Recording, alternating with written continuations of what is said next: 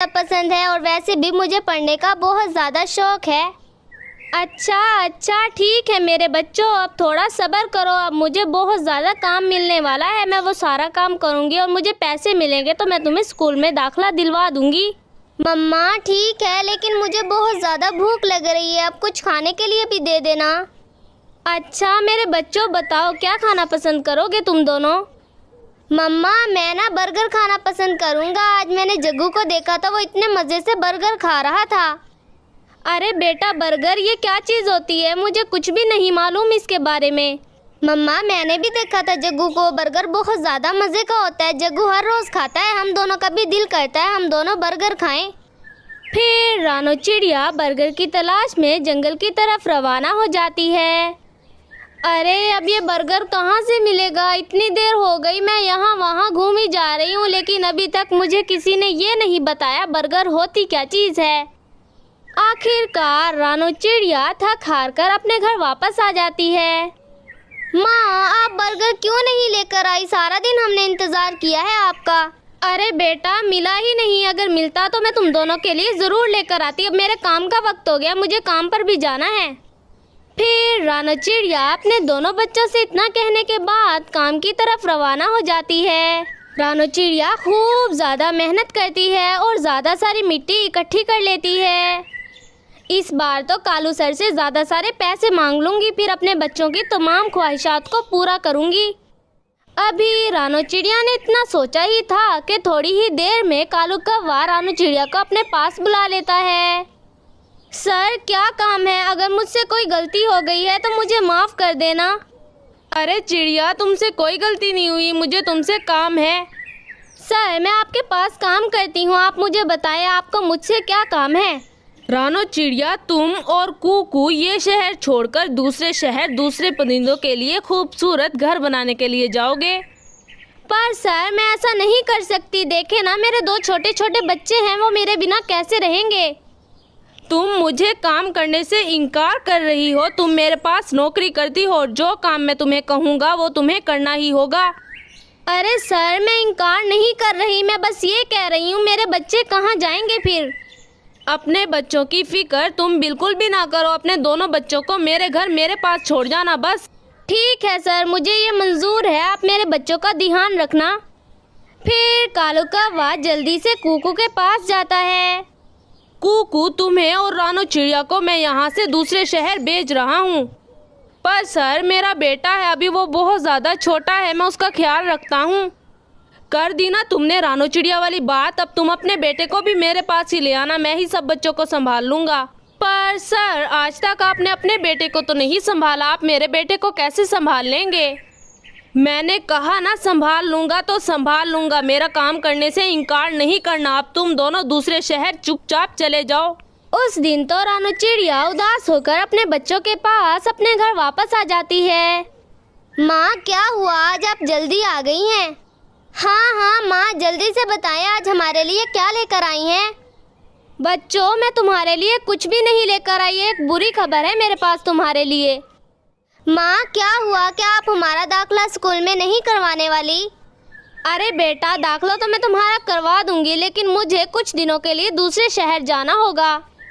माँ आप ये क्या कह रही हैं, हम आपके बिना नहीं रह सकते। अरे मेरे बच्चों मुझे माफ़ करना, लेकिन अगर मैं तुम लोगों से दूर ना गई तो हम खाना कैसे खाएंगे। माँ ठीक है, लेकिन आप रोज़ाना हमसे बात कर लिया करें। चलो ठीक है, अब मेरे साथ चलो मेरे बच्चों, मैं तुम्हें कालू अंकल के घर छोड़ देती हूँ। फिर रानो चिड़िया अपने दोनों बच्चों को लेकर कालू कौवे के घर चली जाती है। कालू सर, ये है मेरा बेटा बंटी और ये मेरी बेटी गुड़िया, आप इन दोनों का ख्याल रखना। रख लूँगा ख्याल, कितनी बार बताऊँ ख्याल रख लूँगा, बार बार मुझे मत बताओ।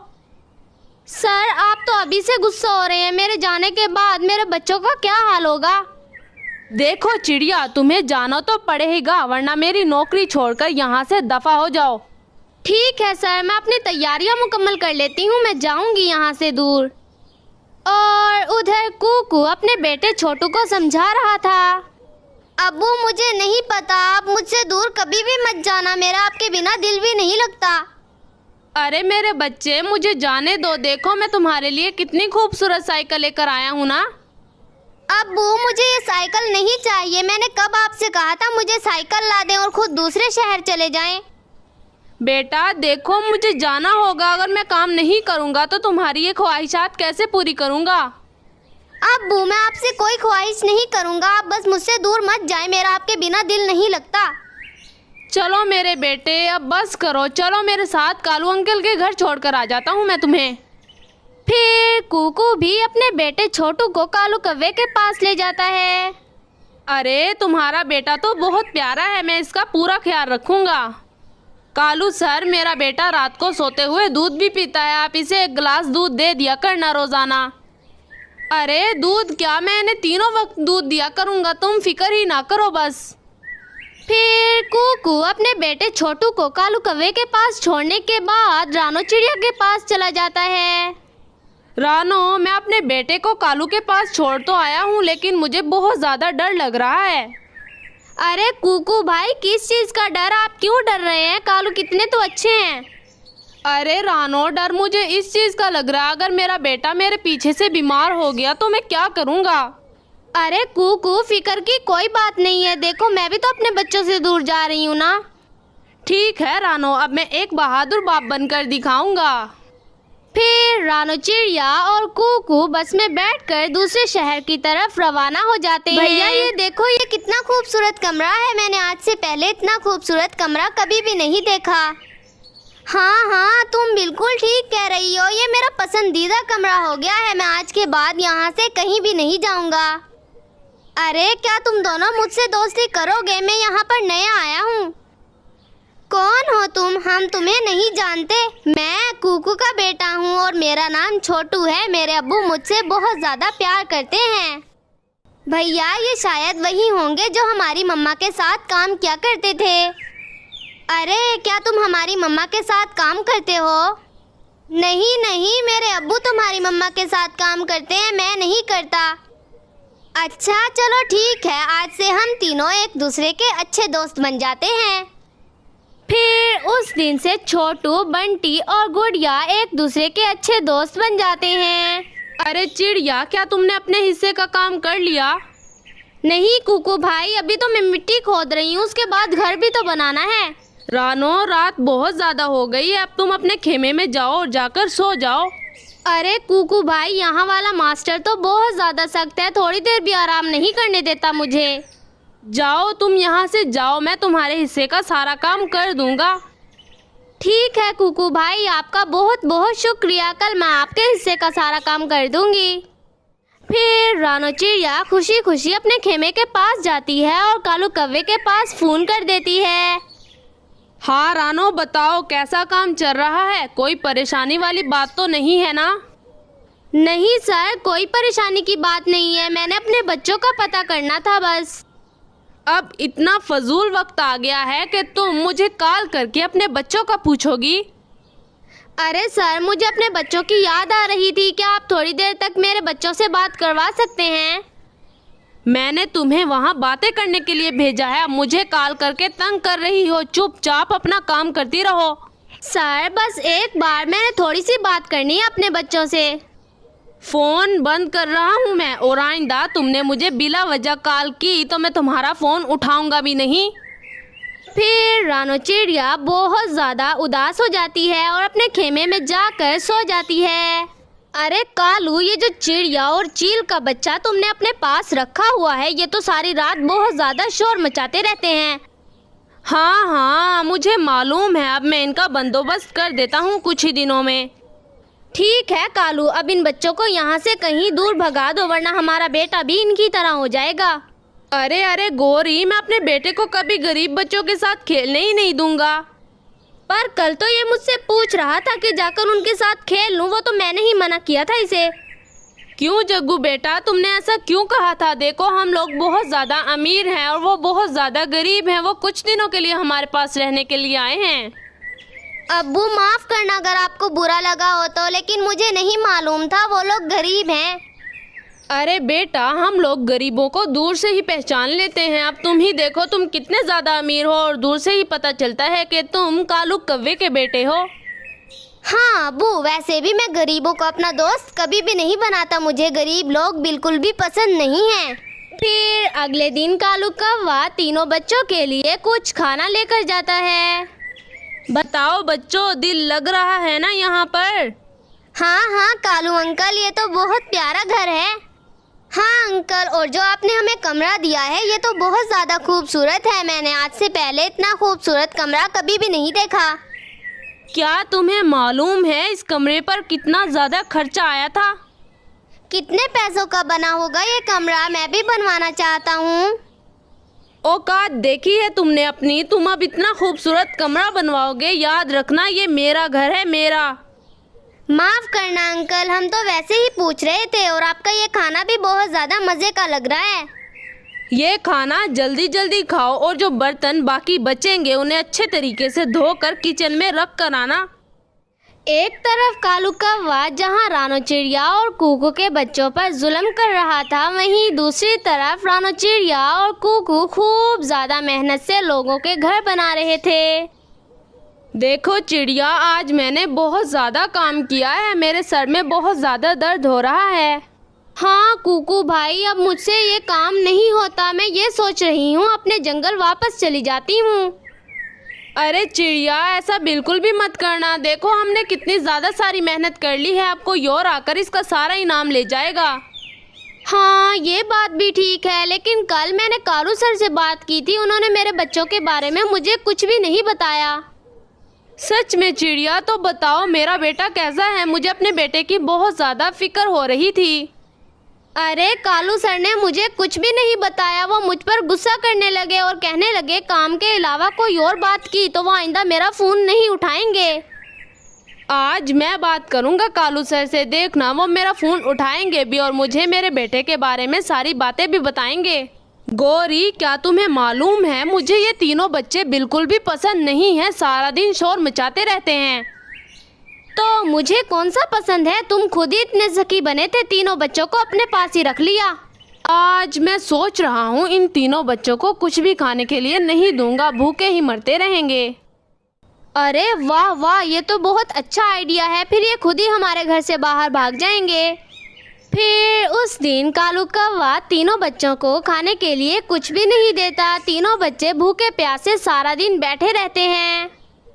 भैया आज कुछ भी खाने को नहीं आया, मुझे बहुत ज़्यादा भूख लग रही है। जाओ बाहर मेरे लिए कुछ खाने के लिए ले आओ ना। अरे गुड़िया, मैं कैसे जाऊं? देखो अगर मैं बाहर गया और कालू अंकल मुझ पर गुस्सा करने लगे तो मैं क्या करूंगा? हाँ दोस्त, बात तो तुम्हारी ठीक है, लेकिन अब हम क्या करें? या हमें भूखा मरना पड़ेगा या हमें खाना मांग लेना पड़ेगा। फिर तीनों बच्चे खूब ज़ोर ज़ोर से शोर मचाना शुरू कर देते हैं। कालू अंकल खाना दे दो, हमें बहुत ज़्यादा भूख लग रही है। हाँ कालू अंकल, लगता है आज हमें भूल गए हैं, जल्दी से हमें खाना दे दो। बच्चों की आवाज़ सुनकर कालू कौवा गुस्से में तीनों बच्चों के पास आता है। तुम तीनों इतना ज़्यादा शोर क्यों मचा रहे हो? क्या तुम्हारे बाप का घर है कि जितना मर्जी शोर मचाओगे तुम तीनों? नहीं अंकल, हमें भूख लग रही है, आप हमें खाने के लिए कुछ दे दे। लगता है आज आप भूल गए हैं। मैं तुम्हारा नौकर नहीं हूँ कि तुम्हें खाना पेश करूँगा। अंकल फिर बता दें खाना कहाँ रखा हुआ है, हम खुद ही लेकर खा लेंगे ना। तुम्हारी इतनी हिम्मत कि मेरे घर में खड़े हो और मुझसे पूछ रहे हो खाना कहाँ रखा है? जाओ, मैं तुम्हें किसी चीज़ के बारे में कुछ भी नहीं बताऊँगा। अंकल आप ऐसा नहीं कर सकते, आपने हमारे अम्मी अब्बू से वादा किया था आप हमें खाने के लिए भी देंगे और हमारा ध्यान भी रखेंगे। तुम्हें पता है मैं अपने वादे कभी भी पूरा नहीं करता। वैसे भी मैंने तुम्हारे अम्मी और अब्बू को अपना काम करने के लिए भेजा है, वो वापस आएंगे तो मैं तुम्हें अपने पास बुला लूँगा। अब तुम तीनों यहाँ से दफ़ा हो जाओ। कहाँ जाएंगे अंकल? हमें तो यहाँ पर भी डर लगता है, जहाँ आप भेजेंगे वहाँ पर तो और भी ज़्यादा डर लगेगा। एक भिखारियों वाला घर है टूटा फूटा, उसके अंदर जाओ और जाकर रहना शुरू कर दो। फिर तीनों बच्चे उदास होकर वहाँ से टूटे फूटे घर के अंदर जाकर रहने लग जाते हैं। अरे ये तो लकड़ी का घर है और वैसे भी मुझे लकड़ी का घर बहुत ज़्यादा पसंद है। हाँ हाँ, और ये घर तो हमारे घर से भी बहुत ज़्यादा बड़ा है। फिर कालू अंकल ऐसा क्यों कह रहे थे कि मेरे टूटे फूटे घर में जाकर रह लो? अरे कालू अंकल को ये बिल्कुल भी पसंद नहीं था कि हम उनके घर में रहें, इसीलिए उन्होंने हमें यहाँ पर भेज दिया। पर हम लोग तो इस घर में बहुत ज़्यादा खुश हैं। चलो दोस्तों, अब तुम दोनों यहाँ पर बैठो, मैं तुम्हारे लिए खाना लेकर आता हूँ। फिर कुकू जंगल की तरफ रवाना हो जाता है और ज़्यादा सारा खाना ढूंढकर अपने दोस्तों के पास वापस आ जाता है। ये देखो दोस्तों, ये बहुत लजीज है, एक बार इसे चखकर तो देखो। फिर तीनों दोस्त मिलकर सारा खाना खा जाते हैं। उस दिन के बाद से वो तीनों छोटे से घर में हंसी खुशी जिंदगी गुजारने लग जाते हैं। दूसरी तरफ रानू चिड़िया और कुकू इस बात से बिल्कुल बेखबर थे कि कालू कौवे ने उनके बच्चों को अपने घर से बाहर निकाल दिया है। अरे कुकू भाई, आपने बात नहीं की कालू सर से, मेरे बच्चों के बारे में भी पूछ लेना। हाँ चिड़िया, मैं अभी कॉल कर लेता हूँ, बस थोड़ी देर सब्र करो। फिर कुकू कालू कौवे के पास कॉल करता है और अपने बच्चों के बारे में पूछता है। सर, मेरा बेटा कैसा है? आप एक बार मेरी उससे बात करवा दें।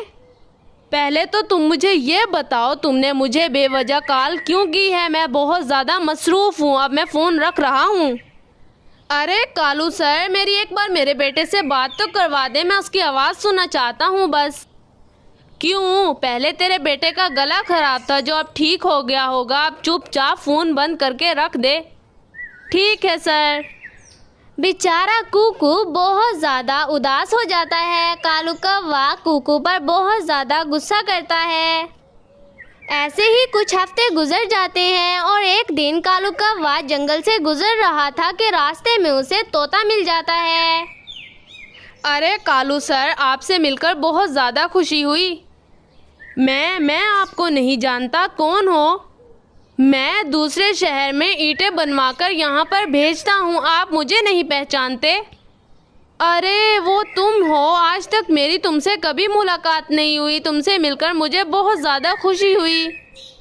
सर, मैं आपके पास एक लकड़ी का घर लेने के लिए आया हूँ, मैं अपने बच्चों के साथ यहाँ पर घूमने फिरने के लिए आया था।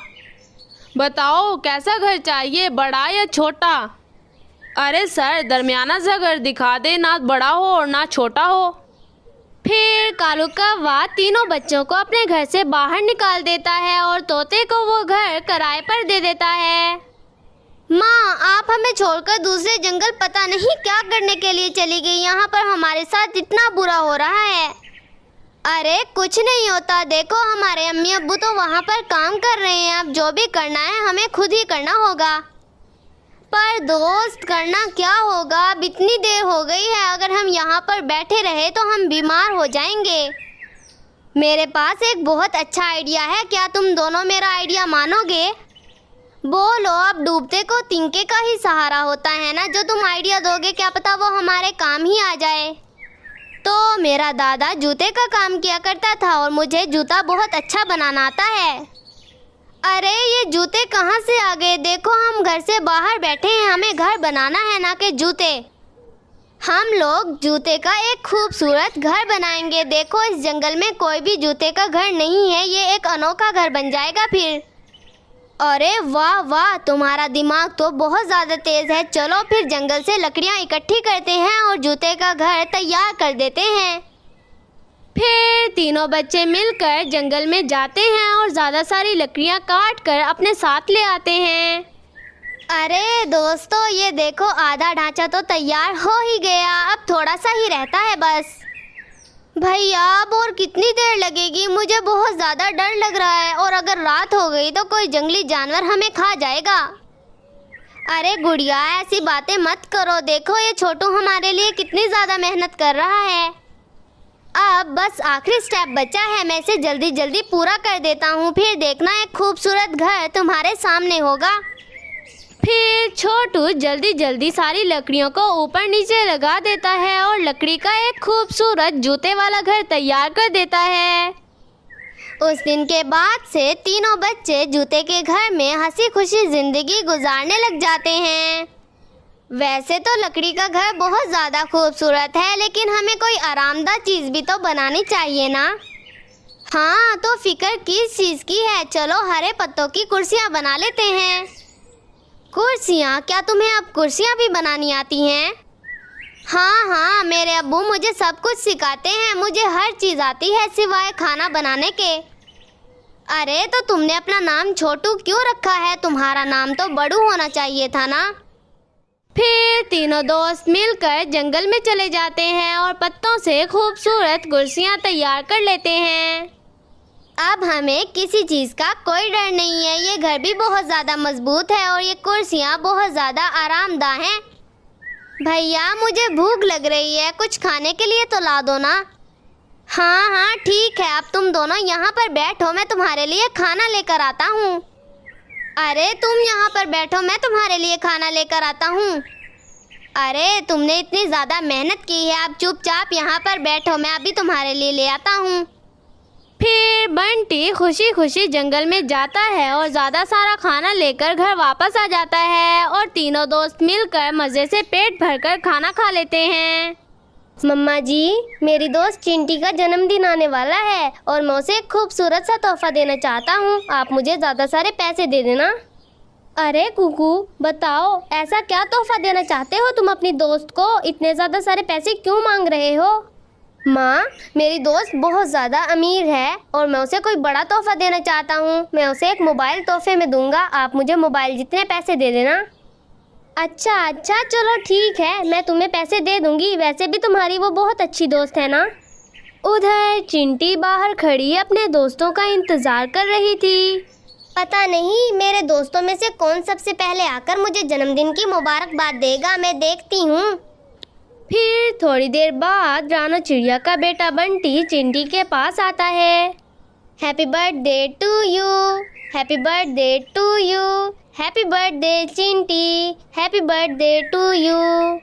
शुक्रिया बंटी, तुम बहुत अच्छे हो। तुमने मुझे जन्मदिन की सबसे पहले मुबारकबाद दी है।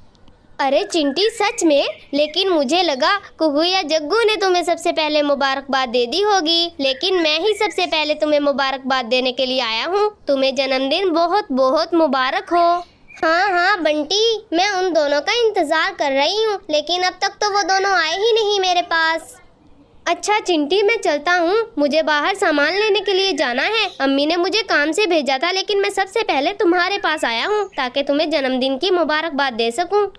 और उधर कुकू मोबाइल खरीदने के लिए मोबाइल शॉप पर चला जाता है। अंकल जी, मुझे एक खूबसूरत मोबाइल दिखाना जो अभी अभी आया हो। मैंने अपने दोस्त को तोहफे में देना है। अरे बच्चे, तुम मोबाइल का क्या करोगे? मुझे तुम्हारी मम्मा से बात करने दो। अरे तोते भाई, मेरा बेटा जो मांग रहा है इसे चुपचाप दे दो। पैसे मैं तुम्हें खुद ही दे दूंगी, अपने पैसों की फिक्र ना करो। अंकल, मुझे एक खूबसूरत मोबाइल दे दो। अच्छा दे देता हूँ, रुको ज़रा सब्र करो। फिर तोता कुकू को एक खूबसूरत मोबाइल दिखाता है। ये देखो, इस मोबाइल की रैम बहुत ज़्यादा है, तुम इसे आसानी से इस्तेमाल कर सकते हो। ये कभी हैंग भी नहीं होगा और इसका कैमरा बहुत अच्छा है, काले मुंह को गोरा और गोरे मुंह को काला कर देता है। मम्मा, मुझे यही मोबाइल चाहिए, ये बहुत ज़्यादा खूबसूरत है। आप अंकल से इनकी कीमत पूछकर इन्हें पैसे दे देना। बाजी, इसकी कीमत 1 लाख रुपए है, क्योंकि ये बहुत ज़्यादा खूबसूरत मोबाइल है। आप इसके कैमरे के सामने आएंगी, अगर आपके चेहरे पर मेकअप नहीं लगा हुआ तो इसका कैमरा आपके चेहरे पर मेकअप खुद ब खुद लगा देगा और इसके गाने बहुत ज़्यादा अच्छे हैं। बस ठीक है, हमें यही मोबाइल चाहिए। अब जल्दी जल्दी इसके पैसे लो और हमें ये मोबाइल पैक करके दे दो। और दूसरी तरफ जग्गू चिंटी को जन्मदिन की मुबारकबाद दे देता है। चिंटी, तुम्हें जन्मदिन बहुत बहुत मुबारक हो। अब तुम 12 साल की हो गई हो। अरे जग्गू, 12 साल? नहीं, मैं 12 साल की नहीं हूँ। 12 साल की तो तुम्हारी अम्मी होंगी। अच्छा चलो, 11 साल की हो गई होगी। वैसे भी 11 साल की लड़कियों को मैं आंटी कहता हूँ। आंटी, तुम तो खुद 10 बच्चों के बाप लगते हो। अब मुझे तंग ना करो और जाकर मेरा तोहफा लेकर आओ। और उधर बंटी अपनी मम्मा रानो चिड़िया से कहता है, माँ, मेरी दोस्त का जन्मदिन आ गया है और मैंने उसे तोहफा भी देना है। मेरे सारे दोस्त उसे तोहफा दे रहे हैं। आप मुझे कुछ पैसे दे दें ताकि मैं उसके लिए एक खूबसूरत तोहफा खरीद कर ले आऊँ। अरे मेरे बच्चे, मेरे पास पैसे नहीं है। अगर तुम मुझे पहले बता देते तो मैं तुम्हें दे देती ना। आज सुबह ही तुमसे सामान मंगवाया था मैंने।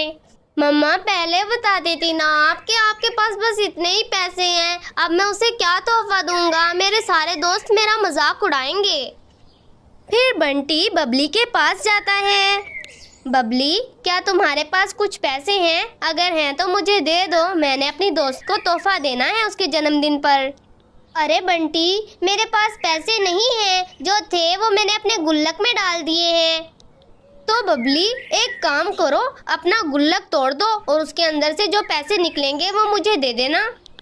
क्या मतलब मैं तुम्हें दे दूं? मैंने इतनी मुश्किलों से जमा किए हैं। मैंने एक गुड़िया खरीदनी है। तुम तो 1 मिनट में सारे पैसे उड़ा दोगे मेरे। दे दो ना, प्लीज दे दो। मैं तुम्हारा एक ही भाई हूँ। मेरी शक्ल देखो, मैं कितना मासूम हूँ और आज पहली बार तुमसे पैसे मांग रहा हूँ। अच्छा, चलो ठीक है, दे देती हूँ पैसे। लेकिन मुझे ये बताओ कि तुम अपनी दोस्त को ऐसी क्या चीज़ तोहफे में देना चाहते हो? मैं उसे एक किताब तोहफे में दूंगा। उसे पढ़ने का बहुत ज़्यादा शौक है। फिर बबली बंटी को अपने सारे पैसे दे देती है। कबूतर अंकल, आपकी दुकान पर कोई अच्छी सी किताब है जिस पर ज़्यादा सारी दुआएं लिखी हों जब किसी का जन्मदिन होता है? हाँ है, एक किताब है। उसके अंदर इतनी ज़्यादा सारी अच्छी अच्छी दुआएं लिखी हुई हैं। अगर तुम पढ़ोगे तो तुम बहुत ज़्यादा खुश हो जाओगे। तो ठीक है, फिर मुझे वो किताब दे दे। अरे बच्चे, सही वक्त पर आए हो। आखिरी किताब भी पढ़ी हुई थी, ले जाओ। और उधर कालू कौवा अपनी तनख्वाह देखकर बहुत ज़्यादा खुश हो रहा था। आखिरकार मेरी तनख्वाह आ ही गई। इतने दिनों से इंतजार कर रहा था, अटकी हुई थी। अब तो अपनी सारी ख्वाहिशात पूरी करूंगा। नए जूते, कपड़े, रुमाल, टोपी सब कुछ खरीद कर ले आऊंगा। थोड़ी ही देर में जग्गू कौवा कालू कौवे के पास आता है। अब्बू, मुझे पैसे दे दो। आपके ये जितने भी पैसे हैं सारे मुझे दे दो। जग्गू, ऐसे कैसे सारी तनख्वाह मैं तुम्हें दे दूं? तुम्हें नहीं मालूम मेरी तनख्वाह कितने अरसे बाद आई है? ये सारी तनख्वाह मेरी है और इससे मैं अपनी सारी ख्वाहिशात पूरी करूंगा। अब्बू, आप कैसे अब्बू हैं? बाकी परिंदों के अब्बू तो उन्हें सारे पैसे दे देते हैं। उनकी ख्वाहिशात पूरी करने के लिए खुद भूखे सो जाते हैं, अपने बच्चों का पेट भर कर सोते हैं। आप मुझे थोड़े से पैसे नहीं दे सकते? अच्छा ठीक है, ले लो ये पैसे और जाओ अपनी ख्वाहिश पूरी करके आना। शुक्रिया अब्बू। मैंने आपके लिए एक गाना भी गाना है, अब जल्दी जल्दी सुनना। सुना दो। अब मैं क्या करूं? मेरे तो कान ही पक गए हैं तुम्हारी आवाज सुन सुन कर। चंदा ने पूछा तारों से, तारों ने पूछा हजारों से, सबसे प्यारा कौन है? पापा, मेरे पापा। मारा, तूने मेरे पैसों पे छापा मारा। अब जल्दी जल्दी ये पैसे उठा और यहाँ से चला जा। मैं बार बार ये पैसे देखूंगा तो मेरा दिल बहुत ज्यादा दुखता है। और उधर चिंटी अपनी मम्मा टूनी चिड़िया से बातें कर रही थी। माँ, आज मेरा जन्मदिन है और मैं बहुत ज़्यादा खुश हूँ। क्या आप भी खुश हैं मेरे जन्मदिन पर? अरे मेरी बेटी, ये कैसा सवाल पूछ रही हो तुम? हम खुश क्यों ना होंगे? मैं और तुम्हारे बाबा बहुत ज़्यादा खुश हैं क्योंकि अल्लाह ताला ने आज के दिन हमें एक खूबसूरत सी बेटी जो अता की थी। थोड़ी ही देर में टुन्नू चिड़ा अपनी बेटी चिंटी के लिए खूबसूरत तोहफे लेकर आता है। चिंटी बेटा, ये मैं तुम्हारे लिए कुछ तोहफे लेकर आया था। अब इन्हें खोल कर देखो और बताओ कैसे लगे तुम्हें। अब्बू, मैं खोल लूँगी। अभी मैं बाहर जाऊँगी। मेरे दोस्तों ने इंतज़ाम किया हुआ है मेरे जन्मदिन के लिए। वहाँ पर केक काटूँगी, उसके बाद आकर आपके तोहफे भी खोलूँगी और अपने सब दोस्तों के भी। अरे चिंटी बेटा, मैं दुबई जा रहा हूँ। मैंने सारा सामान पैक कर लिया है। बस तुम्हें ये तोहफे देने के लिए आया था मैं। अब्बू, आप मुझे पहले बता देते ना कि आज आपने दुबई जाना है। अरे नहीं बेटा, मैं पहले बता देता तो आपने रोना शुरू कर देना था। अब तो आप बाहर जाएंगी ना अपने दोस्तों के पास। ठीक है अब्बू, आप दुबई चले जाएं, लेकिन आप जल्दी वापस आ जाना। मैं आपका इंतज़ार करूँगी। अरे मेरी बेटी, अगले महीने में वापस आ जाऊँगा और फिर आप लोगों के साथ पक्का पक्का यहीं पर रहने लग जाऊँगा। और उधर चिंटी के दोस्त जग्गू ने चिंटी के लिए खूबसूरत सजावट करवाई। देखो कुकू, ये कैसी लगी है तुम्हें सजावट? ये सारी मैंने अपने अब्बू के पैसों से करवाई है। अरे वाह वाह, बहुत अच्छी सजावट है। तुमने अपने अब्बू के सारे पैसे खत्म कर दिए क्या?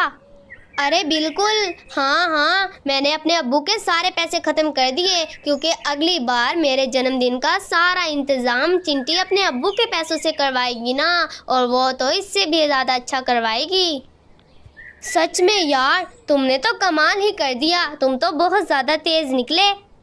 अब उस गरीब बंटी का इंतज़ार करते हैं और देखते हैं वो आखिर क्या तोहफा लेकर आ रहा है। लेकिन कुकू, तुम मुझे ये बताओ, तुम चिंटी के लिए क्या तोहफा लेकर आए हो? मैं चिंटी के लिए एक खूबसूरत मोबाइल लेकर आया हूँ, जो अभी अभी आया है यहाँ पर। अरे बिल्कुल ठीक किया तुमने, चिंटी को मोबाइल लाकर दे दिया। वैसे भी उसका पुराना मोबाइल खराब होने वाला है। थोड़ी ही देर में बंटी जग्गू के पास आ जाता है। हाँ भाई गरीब, क्या तोहफा लेकर आया है तू चिंटी के जन्मदिन पर? अरे भाई, मैं जो भी तोहफा लेकर आया हूँ, तुम्हें इससे क्या है? मैं तो तुम्हारे पास वैसे ही आकर खड़ा हो गया हूँ। अरे अरे जग्गू, इस गरीब लोटे से कोई बात ना करो। इसे देखकर तो हम दोनों भी गरीब हो जाएंगे। चलो यहाँ से चलते हैं। नहीं नहीं, हम दोनों यहाँ से नहीं जाएंगे। जाएगा तो ये गरीब और भिखारी। मैं भी यहाँ से कहीं नहीं जाऊँगा। मुझे भी चिंटी ने अपने जन्मदिन पर बुलाया है। जितना हक तुम दोनों का है ना, उतना ही हक मेरा है यहाँ पर। अरे अरे कुकू, ये देखो, अब तो भिखारी भी अपना हक मनवाने लगे। अब इस दुनिया का क्या होगा? अरे भाई जग्गू, जल्दी जल्दी यहाँ से चलते हैं और इस गरीब के मुंह नहीं लगते। अगर इसने ऐसा वैसा कुछ कह दिया तो हमारी जिंदगी ही तबाह हो जाएगी। हाँ हाँ, चलो चलो। जब से ये बंटी यहाँ पर आया है, मुझे बहुत ज़्यादा गुस्सा आ रहा है और मेरे सर में बहुत ज़्यादा दर्द हो रहा है। और उधर चिंटी जग्गू की हुई सारी सजावट देखकर बहुत ज़्यादा खुश हो जाती है। अरे अरे, जग्गू ने तो कमाल ही कर दिया। ये सजावट तो बहुत ज़्यादा खूबसूरत है। फिर थोड़ी ही देर में सारे बच्चे एक जगह पर खड़े हो जाते हैं और चिंटी अपने केक को काट लेती है। सब बच्चे पहले तो चिंटी के जन्मदिन का केक खूब मज़े से खाते हैं और उसके बाद अपने अपने तोहफे लेकर चिंटी के पास आते हैं। चिंटी, तुम्हें जन्मदिन बहुत बहुत मुबारक हो। ये देखो, मैं तुम्हारे लिए कितना खूबसूरत तोहफा लेकर आया हूँ। शुक्रिया कुकू। कुकू, तुम मुझे एक बात बताओ, तुम सुबह से मेरे पास आए ही नहीं। बाकी जग्गू और बंटी दोनों मेरे पास आए थे मुझे जन्मदिन की मुबारकबाद देने के लिए। अरे चिंटी, मैं अपनी मम्मा के साथ तुम्हारे लिए ये खूबसूरत तोहफा खरीदने के लिए गया हुआ था ना, वहाँ पर बहुत ज़्यादा देर हो गई और वक्त का पता भी नहीं चला। शुक्रिया कुकू, तुम तो बहुत ज़्यादा अच्छे हो। और इस तोहफे के अंदर आखिर क्या है ऐसा जो तुम्हें इतनी देर हो गई? बहुत अच्छी और खूबसूरत चीज़ है। घर जाकर ज़रूर खोल कर देखना और मेरा तोहफा सबसे पहले खोलना। फिर कुछ देर बाद जन्मदिन का सारा इंतज़ाम ख़त्म हो जाता है और सब परिंदे अपने अपने घरों की तरफ रवाना हो जाते हैं। उधर चिंटी जब अपने घर की तरफ रवाना हो रही थी तो बंटी चिंटी के पास गया और उसे अपना तोहफा दिखाया। चिंटी, मुझे मालूम है ये तोहफा तुम्हारे लिए कोई अहमियत नहीं रखता, लेकिन मैं तुम्हारे जन्मदिन पर तुम्हें तोहफा देना चाहता था। बस इसीलिए किताब खरीद कर लेकर आया हूँ। अरे बंटी, मुझे किताबें पढ़ना बहुत ज़्यादा पसंद है और इन सब परिंदों में से सबसे अच्छा तोहफा तुमने ही मुझे दिया है। चिंटी, तुम मेरा दिल रखने के लिए ऐसा कह रही हो ना, मुझे मालूम है, लेकिन तुम बहुत ज़्यादा अच्छी हो। तुमने आज तक कभी भी मेरा दिल नहीं तोड़ा। अरे बंटी, सच में, मैं सच कह रही हूँ। ये तोहफा मुझे बहुत ज़्यादा पसंद आया है। शुक्रिया चिंटी, तुमने मेरा तोहफा कबूल कर लिया। अब मैं घर जाता हूँ, मेरी अम्मी मेरा इंतज़ार कर रही होंगी। और फिर चिंटी भी अपने घर वापस चली जाती है। मम्मा, आज बाबा ना जाते ना, मुझे बाबा की बहुत ज़्यादा याद आ रही है। मेरे जन्मदिन पर तो वो आ सकते थे ना। बेटा, तुम्हारे बाबा की फ़्लाइट थी, अगर ना होती तो वो तुम्हारे जन्मदिन पर ज़रूर आते। थोड़ी ही देर में टीवी पर खबरें लग जाती हैं। अभी आपको एक अहम खबर से आगाह करते हैं कि यहाँ से जाने वाली 7 बजे की फ्लाइट में एक बड़ा धमाका हो गया है और उस धमाके की वजह से फ्लाइट में बैठे तमाम परिंदे अपनी जान से हाथ धो बैठे हैं। इस खबर के काफी अरसे बाद जब बंटी चिंटी के घर जाता है। तोते अंकल, यहाँ पर चिंटी नाम की एक लड़की रहती थी, वो कहाँ है? मुझे उससे मिलना है। कौन चिंटी? यहाँ पर कोई चिंटी विंटी नहीं रहती। आज से कुछ अर्सा पहले ये घर मैंने खरीद लिया है। क्या मतलब खरीद लिया है? लेकिन चिंटी अपने मम्मा पापा के साथ इसी बड़े से घर में रहती थी ना? रहती थी, लेकिन अब वो यहाँ पर नहीं रहते। अब इस घर में मैं अकेला अपनी बीवी और बच्चों के साथ रहता हूँ। अब तुम यहाँ से जा सकते हो। अंकल, आप प्लीज मुझे एक बार ये बता दें कि उनके साथ ऐसा क्या हुआ था जो उन्हें ये घर छोड़कर यहाँ से कहीं दूर जाना पड़ा। यहाँ पर जो टुन्नू चिड़ा रहता था वो दुबई में काम करता था ना, तो उसका जहाज तो तबाह हो गया था। वो उसी वक्त मर गया और उसकी बीवी उसके गम में मर गई। अब उनकी बेटी अकेली रह गई थी तो उसे किसी ने गोद ले लिया है। अंकल, आपका बहुत बहुत शुक्रिया, आपने मेरी काफी ज्यादा मदद कर दी है। और उधर चिंटी बेचारी एक खेत में खड़ी अपने मम्मा बाबा को याद कर रही थी। मम्मा बाबा, आप दोनों मुझे इतनी जल्दी छोड़कर चले गए। मुझे आप दोनों की बहुत ज्यादा याद आती है। अगर जाना ही था तो मुझे अपने साथ लेकर चले जाते ना। मुझे अकेला क्यों छोड़कर गए? बेचारी चिंटी अब करे भी क्या, उसके मम्मा बाबा तो कभी वापस आ ही नहीं सकते थे। फिर बंटी चिंटी की तलाश शुरू कर देता है। कुछ ही दिनों में बंटी को चिंटी मिल जाती है। बंटी, तुम यहाँ पर क्या कर रहे हो? चिंटी, पूछना तो मुझे चाहिए था ना, तुम यहाँ पर क्या कर रही हो और तुम्हारा हाल ऐसा कैसे हो गया? बंटी, मेरे मम्मा पापा अब इस दुनिया में नहीं रहे। वो दोनों मुझे अकेला छोड़कर